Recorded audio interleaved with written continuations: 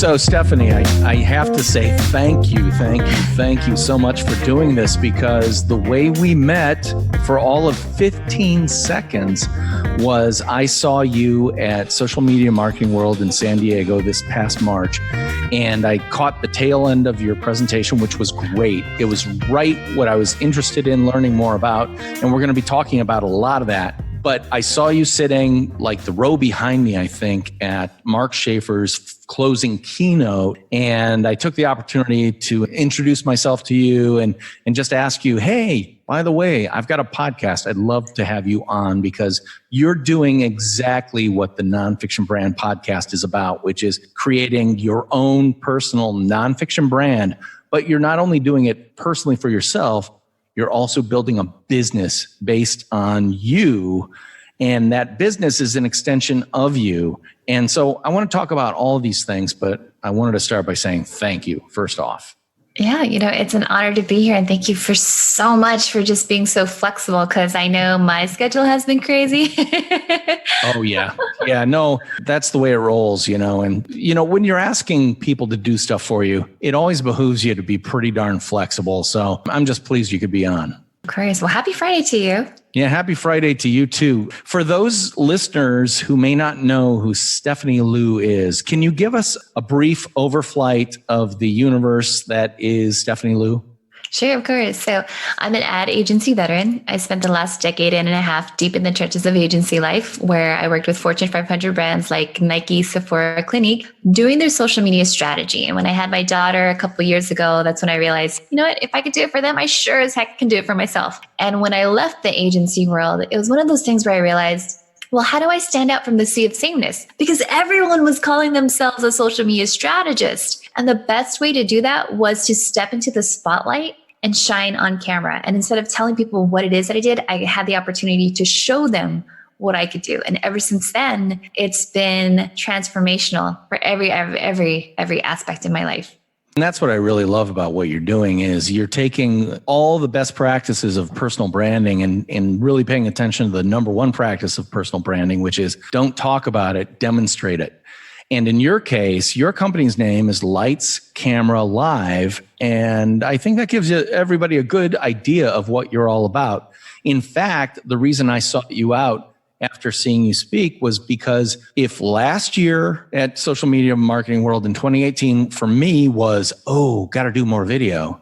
This year was, I got to do more live video, and specifically live streaming, because if you've got a facility for speaking on camera, personably live, there is no better way to demonstrate who you are, what you do, and how you do it. Oh, absolutely. And that's something that you are certainly teaching all over the place at Social Media Marketing World. Can you give us an idea of how you got involved with actually putting yourself live on screen was Facebook Live your first channel? Facebook Live was my first channel. And again, it was one of those things where not that many people were doing it. As in my inner circle, most people were live streaming on their mobile device. And that's when I knew, I was like, if that's what everyone else is going to do, if everyone's going to zig, I'd rather zag. And so I started live streaming from my desktop. And I knew that if I was going to live stream from my desktop, I wanted it to be branded. I wanted it to stand out. I wanted it to be something that would be top of mind and tip of tongue. And so I started adding things like lower third graphics, intros, outros. I was probably one of the first to start doing interviews and bringing on a guest. And back then I was using OBS Studio, which is kind of like the IKEA of live streaming. Right. It's kind of like before your B Lives or your Ecamm Lives that now make it super, super simple for you. It was a ton of fun. Yeah, it was good.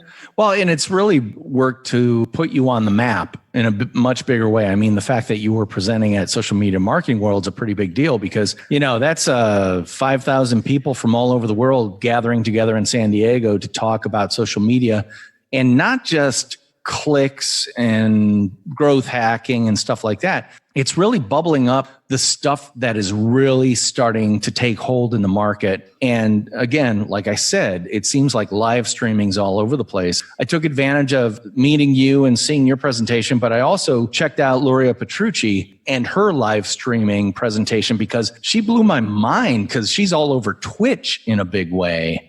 And I'm like, what? Twitch? I mean, I watched Twitch for Call of Duty players who are far better than me, frankly, so I can learn the hints and tips and tricks so I can become a better player, which, spoiler alert, I haven't become a better player.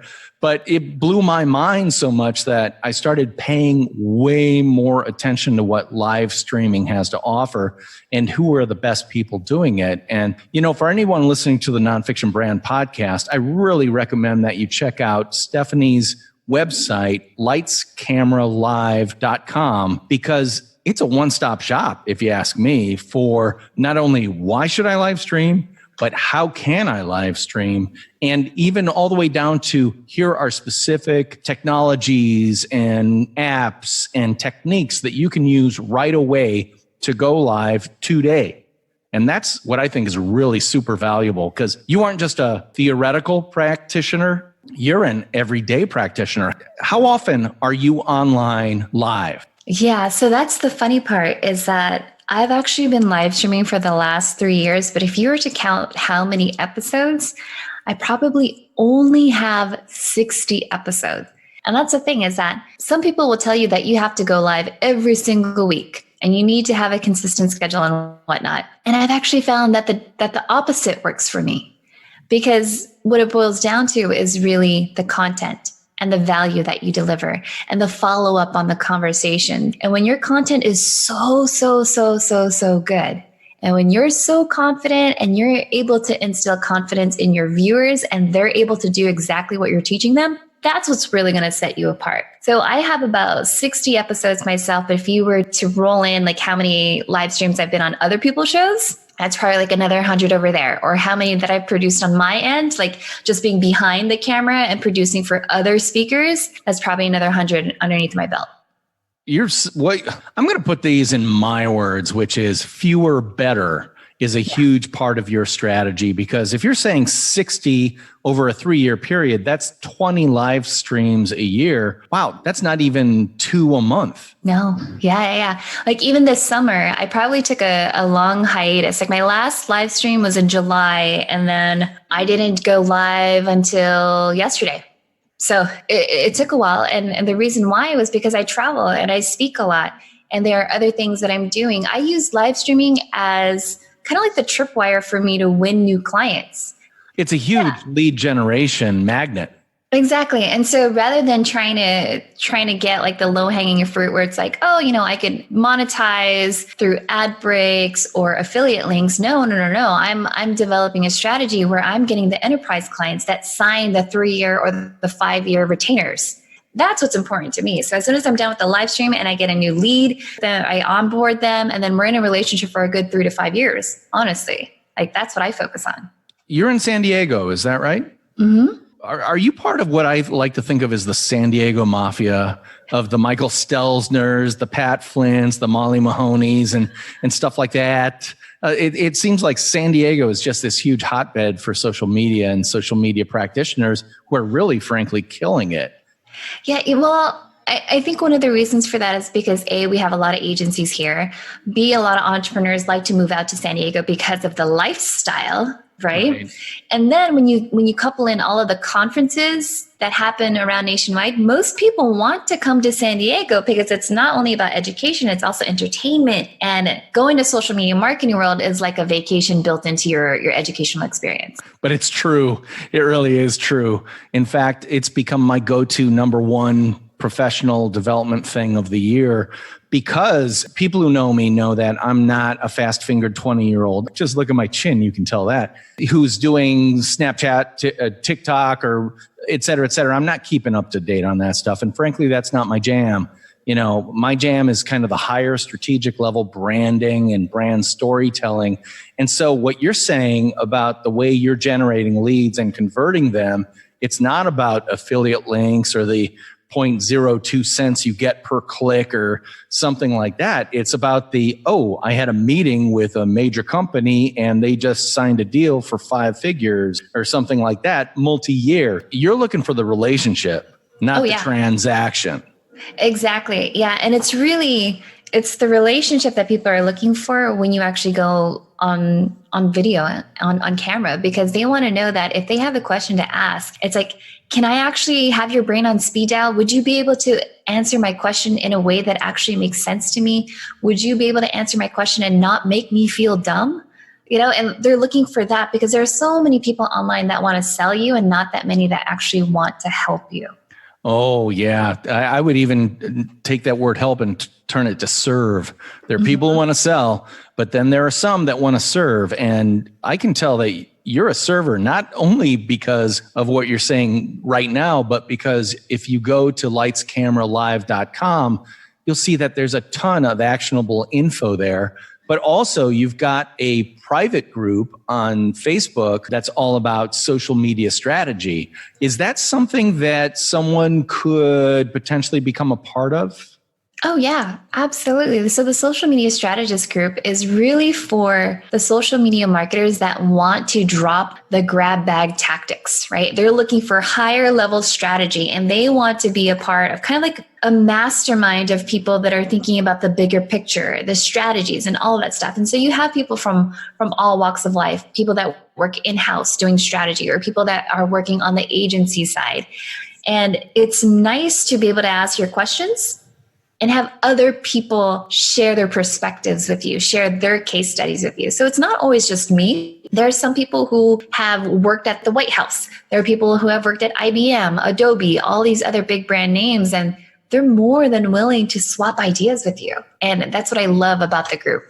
I've been a lurker on that group for quite a while because again, I'm not doing the social media strategy so much, but I love to see what people are actually talking about. In fact, I'm looking at the group right now and Ricardo Baradarian is asking a very simple question that's really kind of niche-y at the same time, which is meeting with the owner of an auto body shop tomorrow. Do you mind sharing samples of good social media for similar businesses?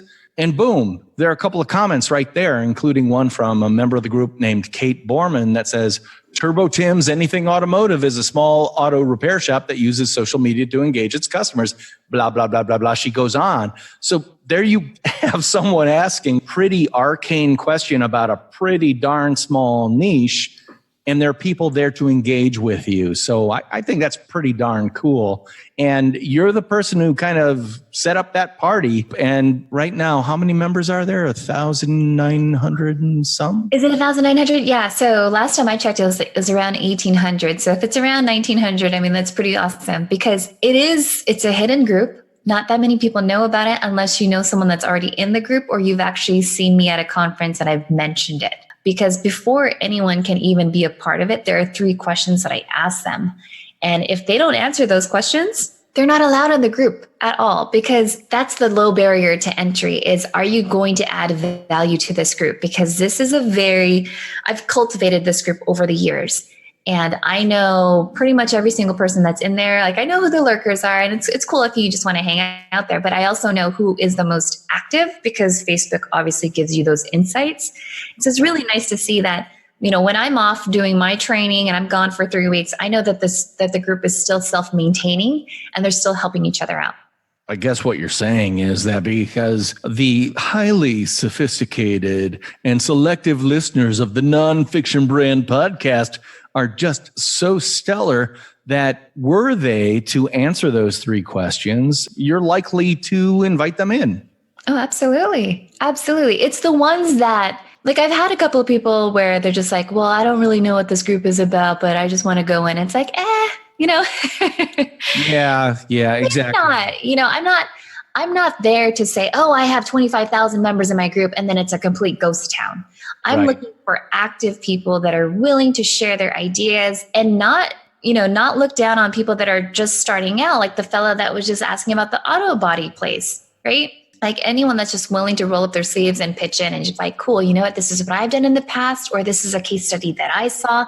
And everyone is just there to share the resources. Well, in fact, the resources are so shareable and prevalent that the banner photo for the group is a photo in profile of the lovely and talented Stephanie Liu. And it says social media strategist with a little button that says click for freebies.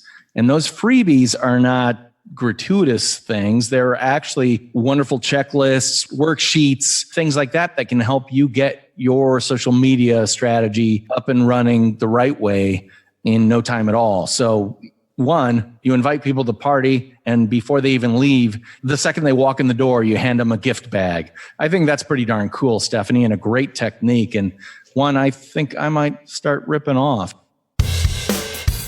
This episode of the Nonfiction Brand podcast is brought to you by Nonfiction Brandversity.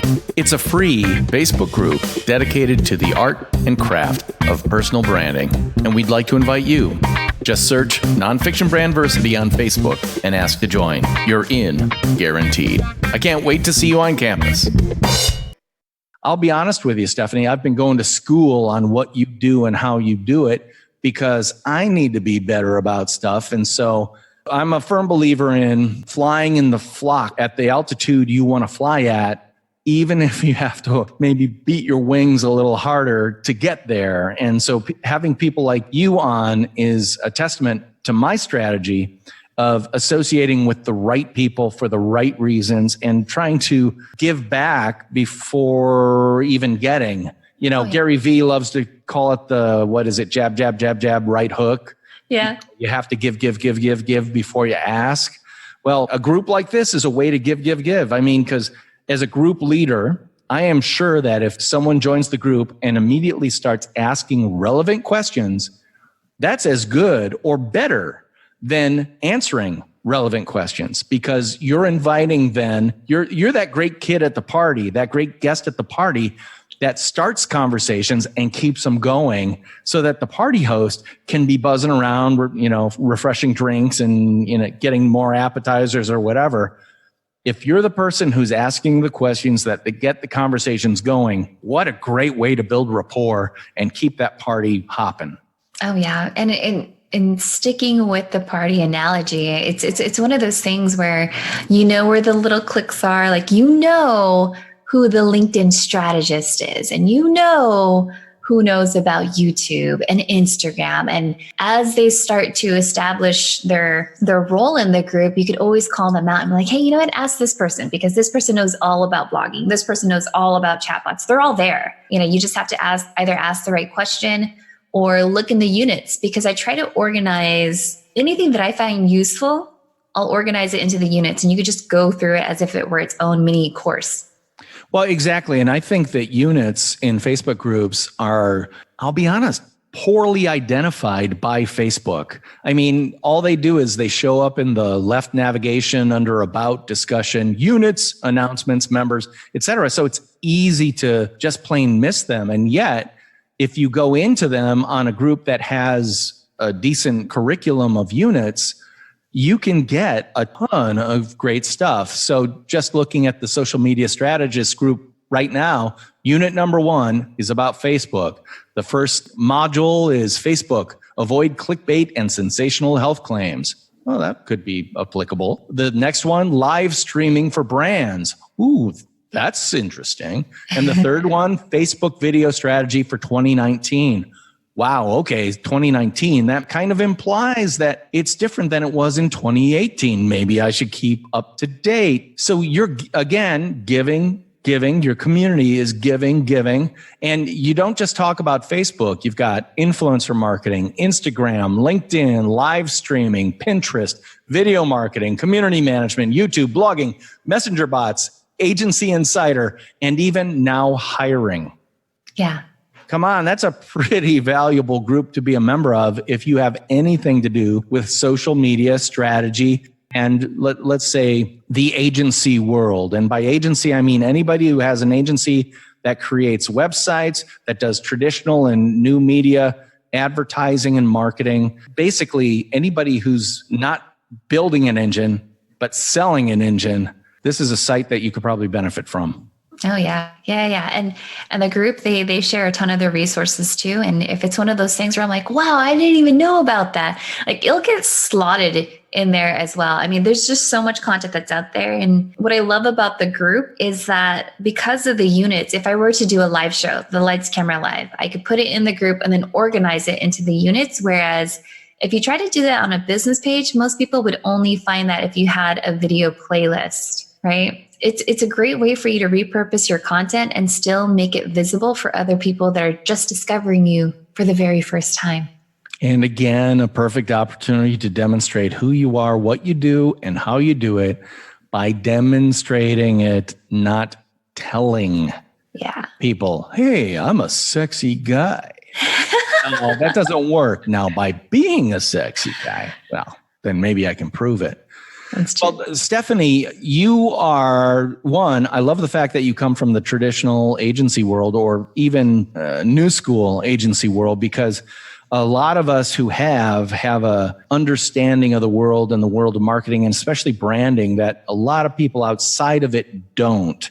Mm-hmm. You know, how many people think that a brand is really just a logo and a color palette and a font choice or something like that, when people like you and me understand it's everything from the way you answer your phone to your CEO's public behavior.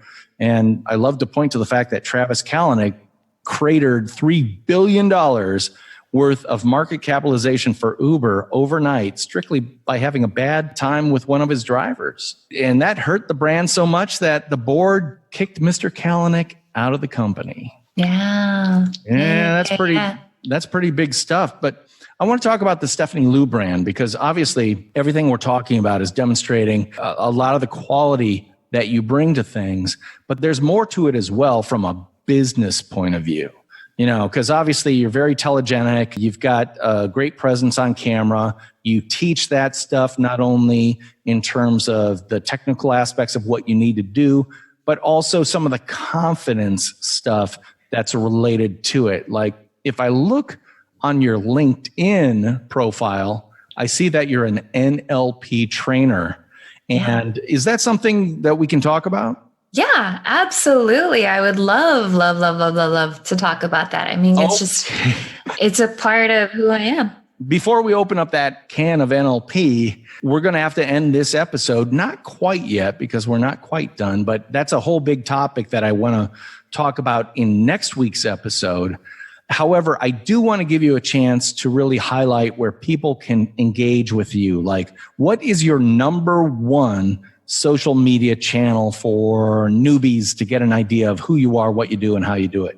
Yeah, the best place is the social media strategist group, because that is pretty much where I'm an open book in terms of this is what I'm working on, or this is what's coming down the pipe. Who else would you like to have on this show? But if you wanted to see more behind the scenes of like me going from one client to another client or what I'm building in the background, then that would be Instagram stories. Because Instagram stories, they come and they go, and you're following along or you're not. But if I wanted it to be documented for a longer period, then it's in the group. Okay, well, I got to ask you quickly about Instagram stories. Are you finding them to be powerful and impactful for you and your business and what you're trying to do with it? Oh, absolutely. Yeah, it's always entertaining for me when I could click in to see who has actually been viewing the stories, like who's actually following along. Because most people these days, they'll just lurk around and they'll view, but they might not comment. But when you start to ask like a specific question, you know, because there's that little question emoji or icon that they have on there, they'll respond to you in private. And then you could always ask them, is it okay if I share this with other people? And now you're building that rapport again, and you're creating these deeper connections with them. And it's so much fun. I love it. Let me ask you this question, because a lot of people, when they follow someone, they almost put them on a different tier of humanity, a different layer of humanity. It's like you're the person that I've seen on camera, so that the second you respond back to them, there's almost a shock. There's almost a delight. It's like, oh my God, you know, and I'm not saying that you're not Katy Perry level celebrity, but to the people watching you, you share some of that same type of interesting, exciting remove. You're removed from their daily life. So when all of a sudden it turns out that you talk to them or ask them a question, not only are they shocked and delighted, but they really are thrilled to respond to you. Do you get that situation happening with you? Oh yeah, absolutely. Like I'm one of those people, because I'm a mom and I'm running from one place to the other. I actually leave voice messages. So if someone sends me a message, I'll actually just respond to them with my voice answering their question. And that usually takes them by surprise. And you could tell when they get that little hit of dopamine and oxytocin and serotonin, because they're like, oh my goodness, happy brain chemicals. I can't believe she actually knows that I exist. But it's like, of course. I mean, I wouldn't have an Instagram profile if it weren't for them asking me questions that I could go ahead and leverage for new content. Nonfiction branders, did you hear that? I've talked all the time about using as many senses, human senses, sight, sound, even smell and touch whenever possible to create relationship with people. Well, Stephanie, I'm going to take what you just said and kind of amplify on it. You're talking about creating the synaptic bonds in their brain by changing their brain chemistry so that they not only have an awareness of who you are, but they actually feel a physical, mental, emotional, intellectual connection and relationship with you. Yes. That's pretty amazing. Yes. Yeah. Well, we're going to be talking about that in the next episode. But for now, I'd like to invite everyone to join the Nonfiction Brandversity Facebook group. All you have to do is, again, answer 3 questions and you are in. By the way, those 3 questions are more about bot removal than it is trying to keep people out. And it also sounds like, Stephanie, you're open to have people apply to become members of the Social Media Strategists group on Facebook as well, correct? Absolutely. Yeah. I mean, the biggest group rule that we have is really, as long as you don't spam the rest of the group, you're in good company. But if you come in and you're just thinking it's one of those places where you can post and ghost, no, your invitation would be revoked right then and there. Yeah, good. For the Nonfiction Brand Podcast and Nonfiction Brandversity, I'm DP Knudten, and she is Stephanie Liu. And we'll talk to you next week when we start talking about brain science and how it can affect not only the way you feel, but the way other people feel about you. Talk to you guys next time. Bye-bye.